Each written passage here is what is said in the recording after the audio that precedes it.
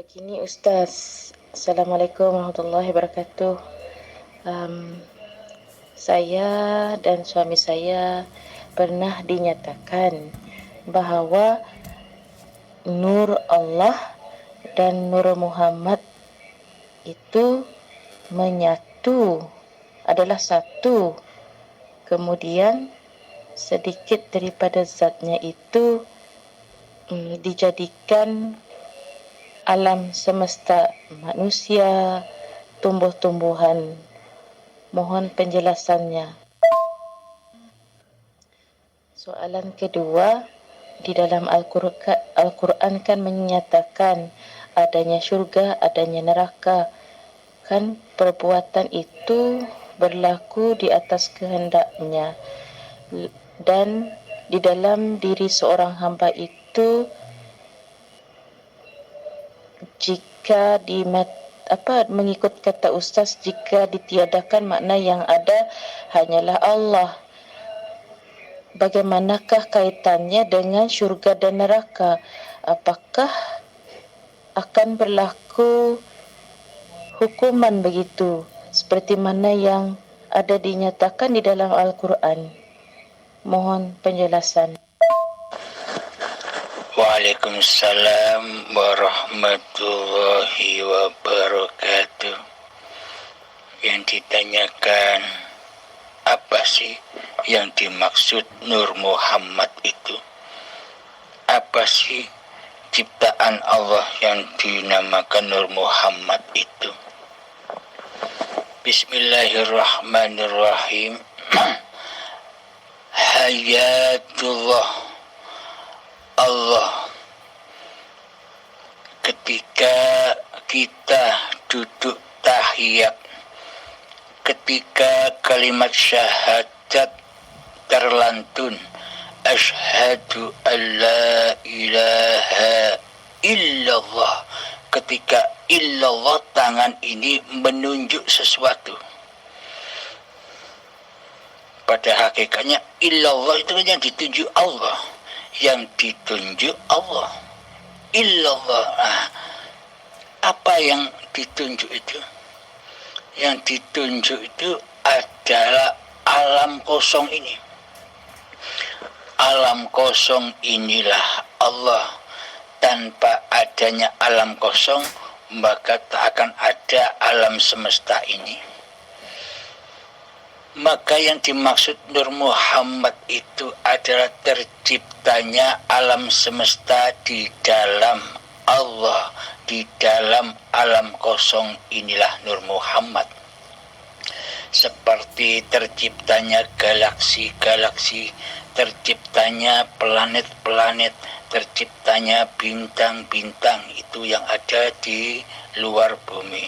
Yang ada di dalam bumi, terciptanya gunung-gunung, terciptanya lautan, terciptanya hutan-hutan, dan terciptanya manusia. Itulah yang dimaksud Muhammad, yakni tanda bukti bahwa Allah, bahwa hayatullah itu wujud adanya, bahwa hidup itu wujud. Alam kosong atau hayatullah itulah laisa kamislihi syai'un, tidak seperti apa-apa dan tidak seperti siapa-siapa. Akan tetapi Allah atau hayatullah itu menciptakan, bisa menciptakan apa-apa dan siapa-siapa, yakni meliputi apa-apa dan siapa-siapa. Contoh, ketika Anda melihat sesuatu, katakanlah ketika Anda memandang keindahan gunung-gunung, kira-kira gunung itu bisa wujud tanpa adanya, kira-kira hidup itu bisa wujud tanpa adanya alam kosong dari setat pandangan mata ini, dari mata hingga ke gunung? Apakah pandangan ini langsung ke gunung tanpa izin Allah? tanpa izinnya alam kosong ini, alam kosong antara dari gunung dan mata kita ini kan alam kosong. Inilah yang dimaksud hayatullah, yang ada di luar dan yang ada di dalam diri manusia dan seluruh makhluk yang diciptakan. Tanpa izin Allah, tanpa alam kosong, maka semua takkan terwujud. Coba tangan Anda tutup kepada mata Anda tanpa adanya ruang kosong. Apakah Anda bisa menyaksikan apa-apa? Apa-apa dan siapa-siapa itu karena adanya alam kosong, karena adanya Allah. Jarak antara pandangan dari mata kepada sesuatu yang kita pandang, itulah hayatullah yang ada di luar diri. Terus hayatullah yang ada di dalam diri, bila tak ada hidup, apakah manusia bisa menyaksikan apa-apa dan siapa-siapa? Apakah manusia bisa menyaksikan segala sesuatu yang diciptakan oleh Allah? Kelihatannya seolah-olah terciptanya gunung, lautan, hutan, dan alam semesta ini karena adanya diri kita sendiri.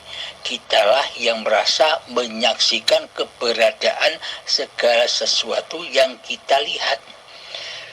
Karena kita belum menyadari, karena kita masih mentuhani hidup dan badan ini, seolah-olah apa yang kita saksikan itu adalah saksi diri kita sendiri. Kitalah yang melihat, kitalah yang mendengar. Karena masih buta mata hati kita akan hakikat diri manusia kita sendiri, maka semuanya seolah-olah manusianya lah yang menciptakan. Contoh, ketika kita melihat mobil, seolah-olah mobil itu ada, seolah-olah mobil itu wujud karena adanya diri kita, karena adanya wujud hidup diri kita, karena adanya wujud pandangan mata kita, seolah-olah kitalah yang mewujudkan mobil, seolah-olah kitalah yang menciptakan mobil. Maka dari itu, bila kita sudah sadar menyadari bahwa hidup ini Allah, maka nyatalah tak ada satupun di alam semesta ini yang bukan ciptaan Allah. Maka nyatalah apa-apa yang diciptakan Allah setelah menyadari bahwa hidup ini Allah, maka nyatalah ayat-ayat Allah.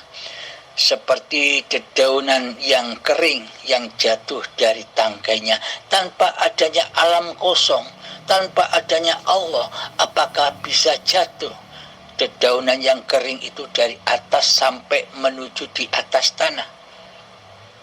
Tanpa adanya alam kosong, tanpa adanya izin Allah, maka tak akan terjadi hal yang demikian.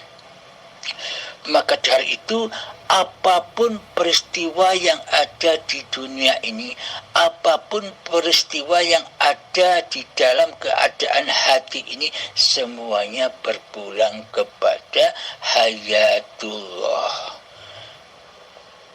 Maka ketika kita sudah menyadari bahwa hidup ini Allah, maka seluruh keadaan alam semesta ini akan menjadi tenang dan menjadi mutmainnah di dalam hati. Namun bila hati belum menyadari bahwa hidup ini Allah, maka akan muncullah malapetaka, akan muncullah bencana-bencana, baik yang ada bencana di dalam diri manusia ataupun bencana yang di luar diri manusia. Contoh bencana yang ada di dalam hati manusia selalu diliputi oleh rasa ketakutan, oleh rasa kecewa, oleh rasa sedih, oleh rasa gelisah, karena manusia masih mentuhani dirinya sendiri, seolah-olah semua keadaan itu adalah ciptaan diri manusia kita.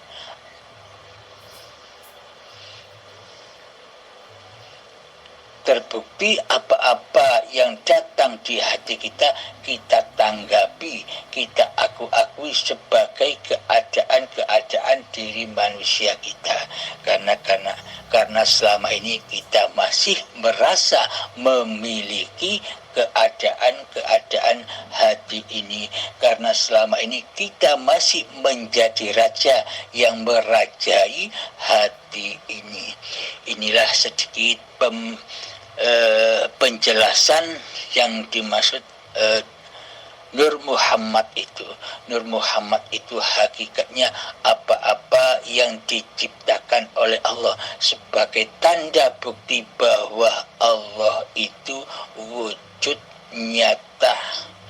Inilah yang dimaksud Muhammad Rasulullah, yakni Muhammad yang diperjalankan, Muhammad yang diciptakan, Muhammad yang dipergerakkan, Muhammad yang dibimbing, Muhammad yang dijaga, Muhammad yang dicukupi, Muhammad yang dikasih sayangi oleh penciptanya. Alhamdulillahirabbil alamin. Semoga saya khususnya, semoga kita semua dipahamkan oleh Allah Ta'ala. Alhamdulillahirabbil alamin. Monggo silakan Bunda dari Malaysia, silakan bila ada yang masih ditanyakan kembali. Alhamdulillahirabbil alamin. Pertanyaannya masih berbau syariat, yakni ayat-ayat atau kitab di dalam Al-Quran yang masih tertulis belum mengandung makna rahasia dan mutasyabihatnya. Soalan kedua, di dalam Al-Quran kan menyatakan adanya syurga, adanya neraka. Kan perbuatan itu berlaku di atas kehendaknya. Dan di dalam diri seorang hamba itu, jika mengikut kata Ustaz, jika ditiadakan makna yang ada hanyalah Allah. Bagaimanakah kaitannya dengan syurga dan neraka? Apakah akan berlaku hukuman begitu seperti mana yang ada dinyatakan di dalam Al-Quran? Mohon penjelasan. Alhamdulillahirabbil alamin. Pertanyaannya masih berbau syariat, yakni ayat-ayat atau kitab di dalam Al-Quran yang masih tertulis belum mengandung makna rahasia dan mutasyabihatnya. Menurut di sisi syariat, bertemu Allah itu nanti ketika di dalam surga, nikmat yang amat agung, nikmat yang amat indah adalah hanya bertemu wajhullah. Jadi Allah bagi kaum syariat, jadi Allah bagi ahli hijab, jadi Allah bagi manusia yang hanya masih duduk di dalam tatanan syariat beloko, yakni syariat saja. Maka untuk bertemu Allah itu nanti wujudnya Allah itu di dunia tidak ada. Nanti setelah di surga baru Allah wujud. Ketika manusia menerima kenikmatan yang paling agung, bertemu dengan wajhullah nanti di surga. Jadi bagi ahli syariat, jadi bagi ahli hijab, di dunia ini tak ada Allah. Allah tak berkuasa di dunia ini. Tanda buktinya Allah selalu digoibkan di hatinya. Allah selalu ditiadakan di hatinya. Yang jadi Allah, yang jadi Tuhan, yang jadi penguasa di dalam dunia ini bagi ahli syariat, bagi ahli hijab yang hatinya masih buta, yang jadi Tuhan, yang jadi Allah, yang jadi penguasa di dalam hatinya adalah hawa nafsunya sendiri, hanya dirinya sendiri selama ini.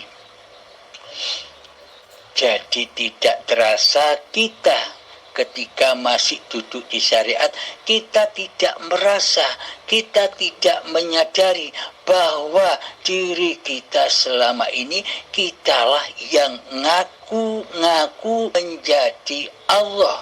Kitalah yang ngaku-ngaku menjadi penguasa atas hidup dan badan kita sendiri. Seolah-olah wayang yang sudah tidak butuh dalangnya, karena dalangnya ditiadakan, karena dalangnya digoibkan, seolah-olah wayang ini menjadi dalang. Jadi wayang plus dalangnya. Wayang bilang begini kepada dalangnya, wahai dalang, wahai Allah, Anda cukup di sana saja, saksikanlah saya bisa bergerak sendiri tanpa Anda. Saya bisa hidup sendiri tanpa Anda. Saya bisa berkuasa sendiri tanpa Anda. Saya bisa sholat sendiri tanpa Anda. Saya bisa beribadah sendiri tanpa Anda. Saya bisa makan sendiri tanpa Anda. Saya bisa minum sendiri tanpa Anda. Saya bisa mandi sendiri tanpa Anda. Saya bisa bekerja sendiri tanpa Anda. Saya bisa bernapas sendiri tanpa Anda. Saya bisa naik motor sendiri tanpa Anda dan sebagainya. Seolah-olah diri kita lah yang jadi Tuhan selama ini, yang jadi Allah selama ini. Coba hayati dan tafakuri. Bila benar pernyataan ini, maka mohon ampunlah kepada Allah, karena dosa yang terbesar dan yang paling besar, hati mensekutukan Allah dengan diri kita. Jadi amal sebanyak apapun, ibadah sebanyak apapun, ilmu syariat setinggi apapun, semuanya akan menjadi racun di dalam hati kita tanpa kita bertuhan, karena yang mentuhani selama ini adalah diri kita sendiri. Kenapa semua amal ibadah dan sholat serta ilmu itu akan menjadi racun? Karena tidak kita persembahkan kepada Allah, melainkan kita persembahkan untuk diri kita sendiri.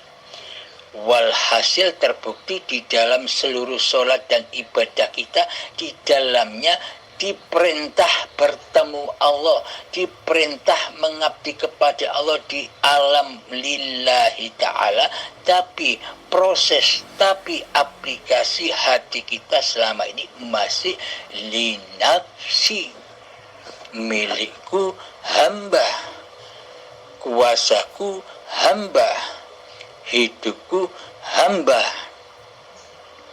Padahal Allah berfirman di dalam doa iftitah, inna solati wa nusuki wa mahyaya wa mamati lillahi rabbil alamin. Sesungguhnya solatku, sesungguhnya ibadah-ibadahku, dan sesungguhnya hidup dan matiku hanyalah milik Allah. Berarti jika milik Allah, berarti manusianya kan tidak ada.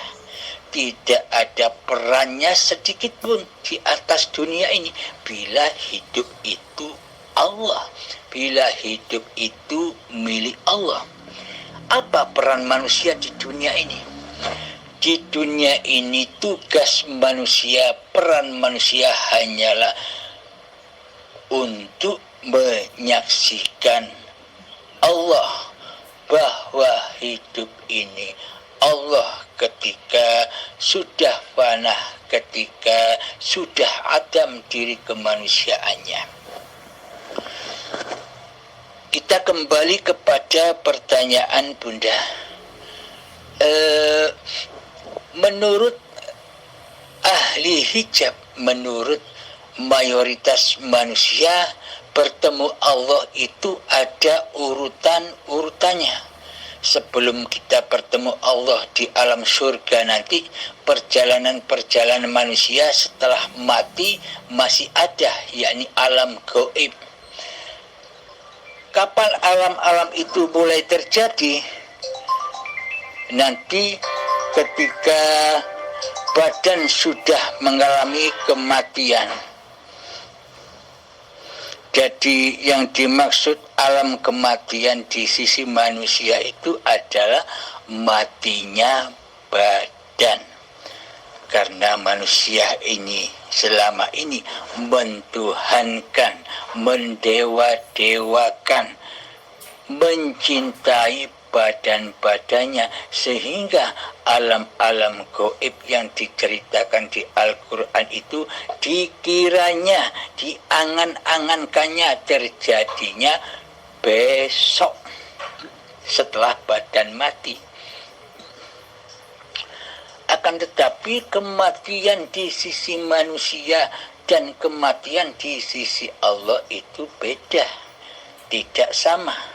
Kematian yang dianggap namanya mati adalah matinya badan.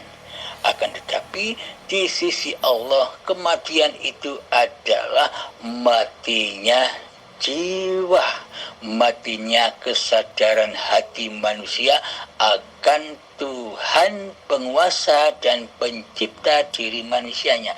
Itulah yang dimaksud alam kematian. Kullu nafsin dha'iqatul maut. Setiap diri pasti mengalami kematian. Nah, di sisi manusia kematian itu adalah matinya badan-badan ini.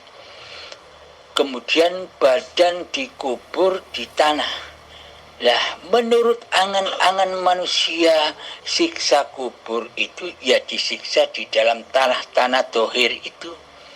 Seakan-akan mayat setelah ditinggalkan 7 jangkah dari pekuburan itu, malaikat datang untuk menginterogasi sang mayat. Itu angan-angan, ilustrasi gambaran orang-orang syariat, orang-orang yang belum mengenal Allah. Kemudian setelah ada alam kubur, ada siksa kubur. Ya disiksa di kuburan-kuburan dohir yang dari tanah itu. Karena manusia mentuhankan badan-badan ini. Jadi semua cerita itu diaplikasikan, dinisbatkan kepada badan-badannya yang berlaku.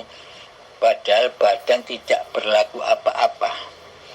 Kemudian cerita berlanjut setelah disiksa di dalam kubur, menunggu hingga kiamat kubro datang. Yang dimaksud kiamat kubro oleh manusia selama ini adalah kiamatnya hancurnya bumi dan langit secara dohir. Seperti bencana-bencana itu. Jadi anggapan kiamat kubro bagi mayoritas manusia itu hancur leburnya dunia dan langit secara dohir. Karena di dalam pemahaman mayoritas manusia masih menyembah, mewujudkan dohir-dohir ini. Kemudian setelah hari kiamat dibangkitkan lagi manusia seperti kecambah. Ini pemahaman angan-angan manusia. Yang bangkit itu badan-badannya seperti kecambah. Kemudian dikumpulkan di padang mahsyar. manusianya, badan-badannya dikubur di padang mahsyar dengan keadaan telanjang. Kemudian dihisab, hari pertanggungjawaban. Kemudian disuruh jalan melewati Siratal Mustaqim yang panjangnya, yang lamanya 1000 tahun ke atas vertikal perjalanannya, kemudian sampai di ujung yang vertikal kembali lagi perjalanannya selama 1000 tahun lagi secara horizontal. Itu 1000 tahun lamanya, bukan 1000 tahun lamanya di dunia, di akhirat, jadi sangat amat lamanya. Itu angan-angannya manusia. Jadi Siratal Mustaqim itu digambarkan oleh manusia seperti itu. Gambaran manusia, serba badan, serba syariat. Kemudian melewati Siratal Mustaqim, pasti manusia jatuh dulu ke dalam neraka karena tidak bisa melewati Siratal Mustaqim yang tak terlihat.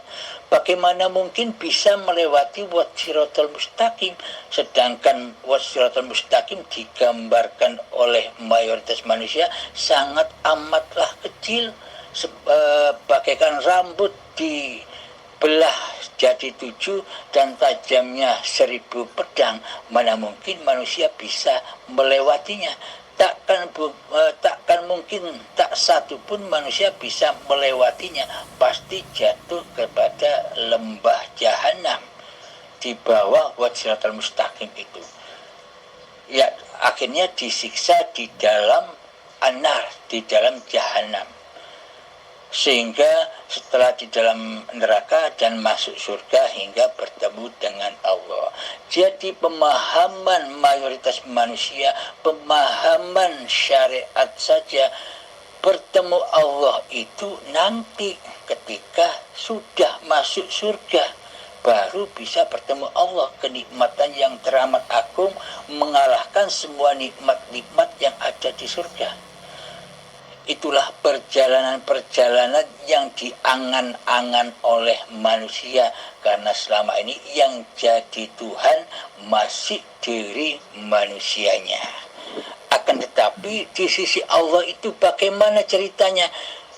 Versi di sisi Allah adalah semua perjalanan-perjalanan itu serba batiniah, serba ruhaniah, bukan perjalanan-perjalanan badaniah. Terbukti Allah tidak memandang wajah dan hartamu, Allah tidak memandang ilmu dan amalmu, dan Allah tidak memandang nasab-nasab kemuliaan badan-badanmu di sisi manusia. Tapi Allah hanya menilai, hanya memandang hatimu. Di dalam hatimu yang jadi Tuhan, Allah ataukah dirimu? Bila yang jadi Tuhan adalah dirimu, itulah dosa yang amat besar, yang sangat yang tidak terampuni oleh Allah, karena sudah mengaku jadi Allah. Allah digoibkan di hatinya, Allah ditiadakan di hatinya. Jadi cerita-cerita perjalanan manusia setelah mati yang sudah dipaparkan tadi itu versi syariat, versi badaniah, versi dohir. Karena yang dieluh-elukan, karena yang diagung-agungkan, karena yang diidolakan seluruh manusia adalah badan-badannya sendiri yang sangat amat dicintainya, lebih dicintainya daripada mencintai zat pencipta badan ini sendiri. Itulah cerita-cerita versi syariat. Pertanyaan Anda, bagaimana mungkin bila hidup ini Allah, ketika nanti masuk neraka Allah menyiksa dirinya sendiri? Bila hidup ini Allah, itu kan versi syariat, versi pemahaman manusia yang belum sampai kepada Tuhannya.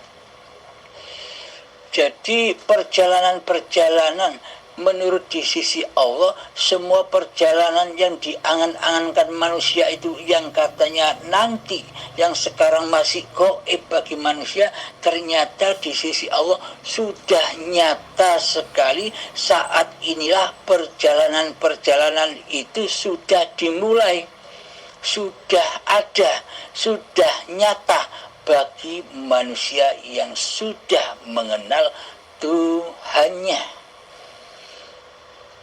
Mari kita buktikan semua perjalanan itu sudah sangat amat nyatanya di hati kita. Ayo kita jalan-jalan melewati alam-alam yang katanya gaib itu. Mari kita buktikan kenyataannya di sisi Allah. Yang pertama, kematian. Kematian di sisi Allah itu bukan matinya badan. Akan tetapi meskipun badannya hidup, tapi dikatakan Allah adalah manusia yang mati kesadarannya, mati jiwanya akan bertuhan. Inilah yang disebut kematian di sisi Allah. Apapun yang diamalkan oleh manusia yang mati jiwanya, sholatnya, ibadahnya, semuanya roboh, semuanya mati, semuanya fana. Karena yang disembah diri manusianya sendiri, tidak menyembah Allah. Buktinya Allah gaib di hatinya, buktinya Allah tiada di hatinya. Bila logikanya, bila manusia itu menyembah kepada Allah, maka sangat wujud nyatalah Allah di hatinya. Itu logikanya. Namun bila Allah tiada dan gaib di hatinya, mana mungkin manusia dikatakan menyembah dan mengabdi kepada hal yang tidak ada bagi manusianya. Kan lucu. Itulah yang dimaksud kematian di sisi Allah. Matinya kesadaran akan Tuhannya. Terus kemudian setelah manusia itu mati kesadarannya, lantas manusia dikuburkan. Dikuburkan di dalam kuburan. Apa yang dimaksud kuburan di sisi Allah itu?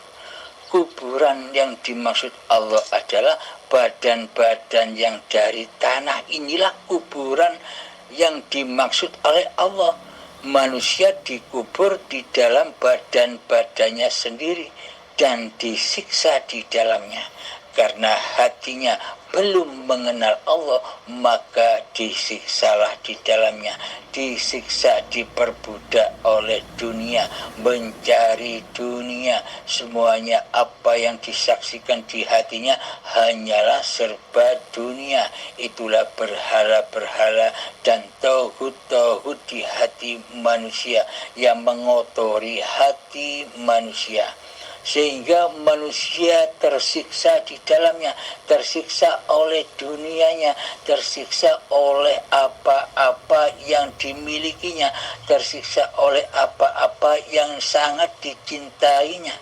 Terbukti ketika apa yang dimilikinya, apa yang dicintainya diambil oleh Allah, hati ini marah, hati ini gelisah, hati ini sedih.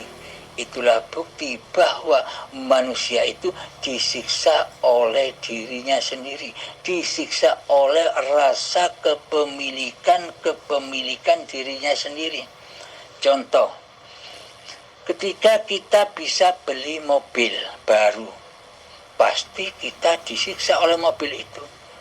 Kita harus menjaganya, kita harus merawatnya. Setiap malam ketika mobil itu diparkir di luar rumah, kita tidak bisa tidur, disiksa oleh mobil, padahal mobilnya diam. Kok malah kita disiksa oleh mobilnya? Karena di dalam hati kita mentuhankan mobil daripada mentuhankan Allah. Ketika kita mau tidur, rasa gelisah, takut mobil diambil orang, takut mobil dicuri orang, serba gelisah di dalamnya, serba takut. Itulah yang dimaksud siksa kubur. Disiksa di dalam kuburan-kuburan badan-badannya. Jadi yang ditalkin ketika manusia menguburkan jenazah itu bukan mentalkin mayat-mayat yang sudah mati di dalam kuburan dohir itu. Mari kita ilustrasikan dan kita logikakan. Mana mungkin manusia yang sudah mati itu bisa memahami apa yang ditalkinkan, apa yang ditunjukkan jalan oleh Pak Mudin. Ketika pengertian, ketika kehidupan, ketika kesadarannya sudah tidak ada pada badan-badan yang mati, kan tidak mungkin. Berarti talqin itu buat siapa? Buat yang mati siapa? Jadi talqin Pak Mudin itu adalah buat mereka hati-hati yang masih mati, jiwa-jiwa yang masih mati, jiwa-jiwa yang belum sadar akan Tuhannya. Marabbuka, siapa Tuhanmu? Jawablah, kata Pak Mudin, Allahu Rabbi.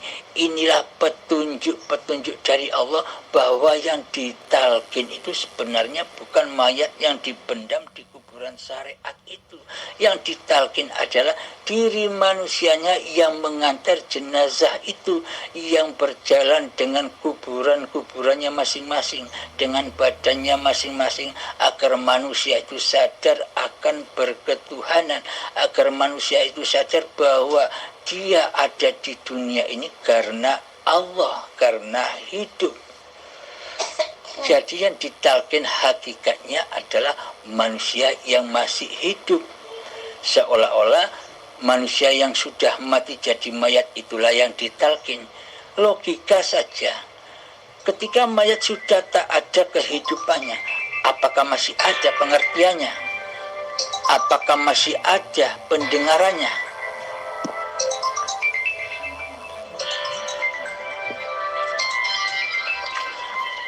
Jadi pada intinya yang ditalkin adalah diri kita selagi kita masih mentuhani diri kita sendiri, agar diri kita sadar bahwa ada Allah, Tuhan penguasa diri kita, agar kita menyadarinya.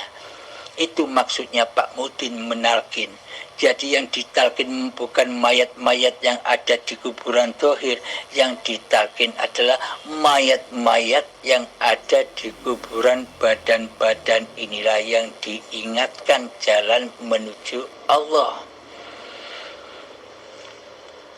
Nah, jadi kita lanjutkan siksa kubur itu tadi. Ketika manusia belum memahami Tuhannya, pasti peristiwa-peristiwa dan keadaan-keadaan di dunia ini diakui sebagai peristiwa dan keadaan diri manusianya, sehingga manusianya disiksa di hatinya. Contoh lagi, rupa siksa dalam keadaan anugerah, ketika kita diberi anugerah dari Allah, anugerah kekayaan contohnya.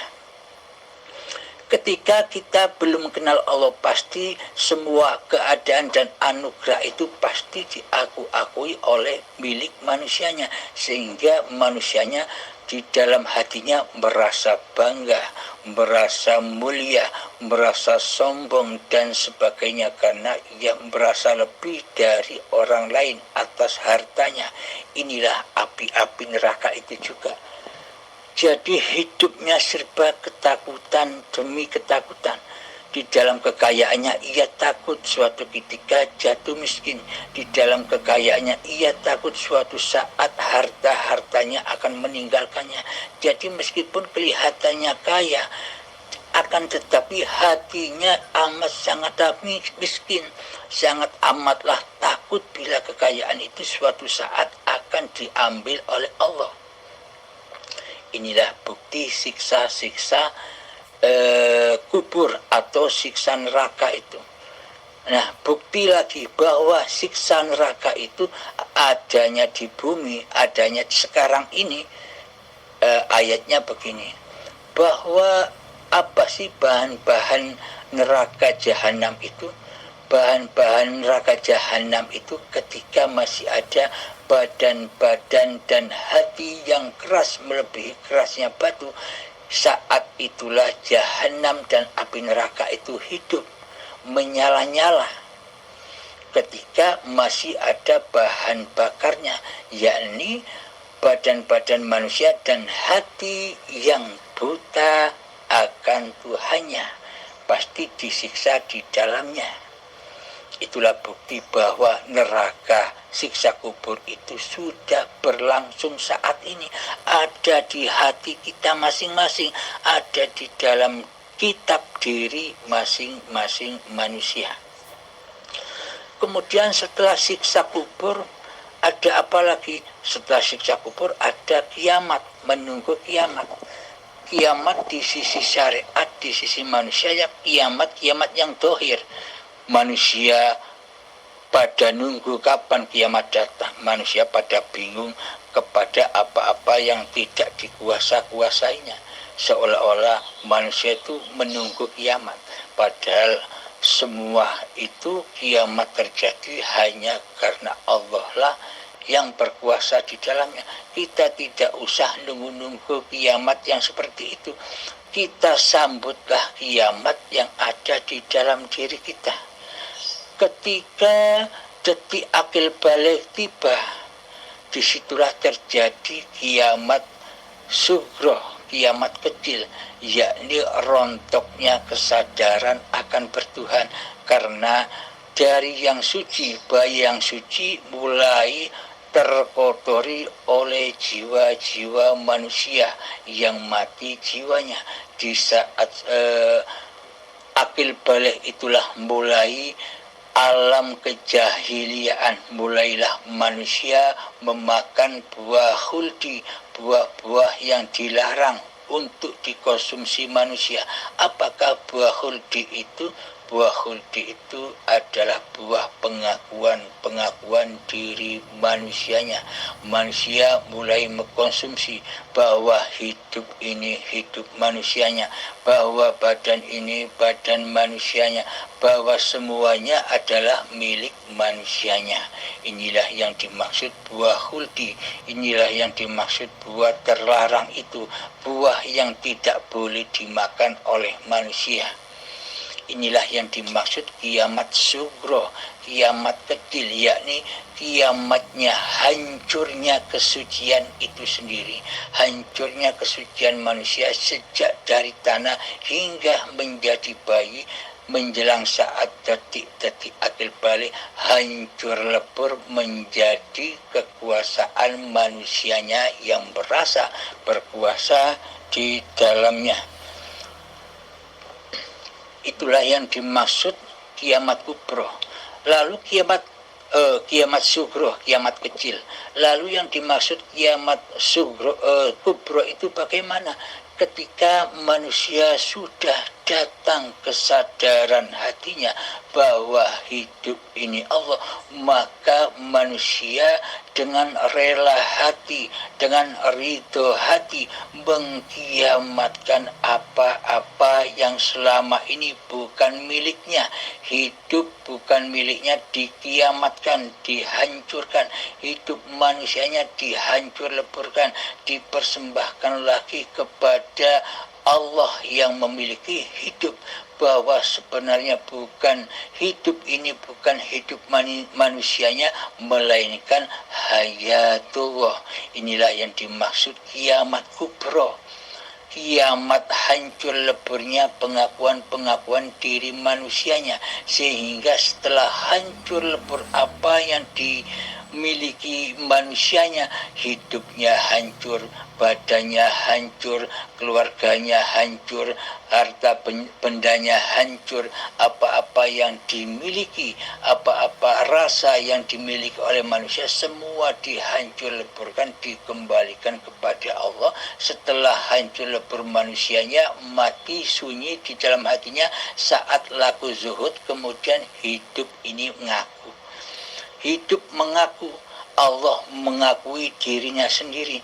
Innani anallah, sesungguhnya aku aku ini Allah, la ilaha illa ana, tiada Tuhan selain aku. Ketika saat hari kiamat, ketika kewujudan kehidupan diri manusia kita sudah tidak ada lagi, maka hayatullah berfirman demikian di dalam ayat Al-Quran. Itulah yang dimaksud hari kebangkitan, bukan bangkit-bangkitnya yang dibayang-bayangkan manusia, bangkitnya badan-badan yang seperti kecambah.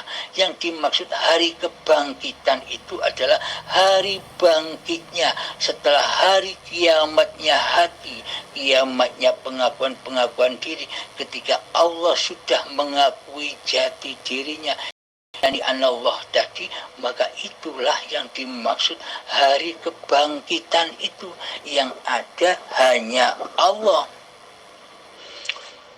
Jadi seperti contoh di Al-Baqarah, iman kepada Allah, iman kepada hari kemudian, dan beramal soleh. Lah, bila kiamat kubro itu, hari kemudian itu terjadinya nanti, bagaimana mungkin kita bisa beramal soleh? Wah, kejadiannya nanti.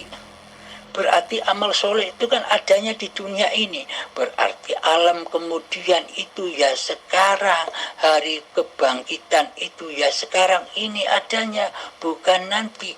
Ketika sudah nyata bahwa hidup ini Allah, maka gerak apapun, tindak laku apapun yang dikerjakan badan ini adalah amal soleh, karena yang berafal di dalamnya hanyalah Allah sebagai pencipta dan menghidupi badan ini.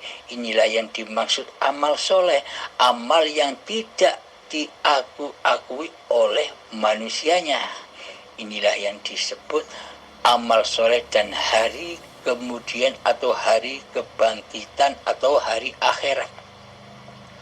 Kemudian alam hisab, ketika sudah dibangkitkan, ceritanya manusia kan dibangkitkan lagi, manusia dikumpulkan di padang mahsyar, kemudian menghadapi hari pembalasan, hari pertanggungjawaban, hari hisab, ditimbang amal-amalnya. Nah, di sisi Allah hari kebangkitan, hari hisab itu adalah begini. Ketika manusia belum menyadari bahwa hidup ini Allah, maka seluruh amaliannya, baik ketaatan atau kemaksiatan, masih diakui ketaatan dan kemaksiatan manusianya yang melakukan. Pasti masih ada pahala dan dosa, ada surga dan neraka di sisi manusianya, versi manusianya. Akan tetapi bila manusia sudah menyadari bahwa hidup ini Allah, berarti lelaku atau af'al yang sudah terjadi tempo dulu pada kita dulu kan sering melakukan kemaksiatan, kita juga sering melakukan ketaatan. Bila kita sudah nyata bahwa hidup ini Allah, berarti yang beraf'al sejak dulu dari tanah hingga saat ini kan yang beraf'al kan Allah. Jika Allah yang beraf'al, apa yang mau ditimbang buat manusianya, bagi manusia yang sudah kembali kepada Allah? Maka sucilah manusia itu dari af'al manusianya ketika manusia sudah menyadari bahwa hidup ini Allah. Maka sucilah manusia. Maksudnya manusia suci itu bukan maksudnya manusia ngaku jadi Allah. Yang dimaksud manusia suci itu manusia yang dengan rela hati, dengan ridho kembali ke alam keabadiannya, yakni ke alam ketiadaannya, alam Adam, dan alam kematiannya, yang hidup hanyalah Allah. Inilah yang dimaksud manusia suci, manusia sempurna, insan kamil. Dan inilah yang dimaksud Lailatul Qadar yang dicari-cari manusia selama ini, sucinya hati dari selain Allah. Inilah hari hisab.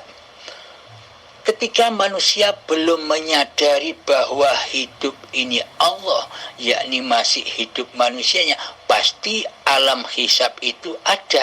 Apa rupa alam hisab itu? Ketika manusia kedatangan sakaratul maut, maka disitulah hari pembalasan, hari hisab buat manusia. Hari yang mana apa-apa yang dicintai dan yang diakui oleh manusia diambil paksa oleh Allah dengan azab yang pedih sampai tuntas, sehingga manusia itu sudah kembali lagi fitrah seperti bayi. Ketika sudah terambil dengan paksa apa yang diakui sebagai milik manusianya, alhamdulillah, kiranya sampai di sini dulu penjabarannya karena sudah terlalu panjang lebar. Inilah yang dimaksud itu. Jadi yang disiksa di dalam neraka itu bukan Allah nyiksa Allah, yakni manusia disiksa oleh dirinya sendiri. Manusia disiksa oleh rasa kepemilikannya sendiri. Itulah yang dimaksud neraka di sisi Allah, yakni berbahan bakar badan-badan manusia dan hati yang keras melebihi kerasnya batu. Alhamdulillahirrabbilalamin. Semoga saya khususnya, semoga kita semua para pendengar yang mengikuti video YouTube ini, semoga kita semua selalu dibimbing oleh Allah. Semoga kita semua selalu dibukakan kepahaman akan bertuhan. Akhirul kalam, assalamualaikum warahmatullahi wabarakatuh.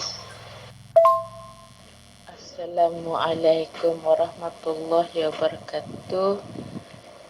Terima kasih Ustaz atas penerangan yang diberikan.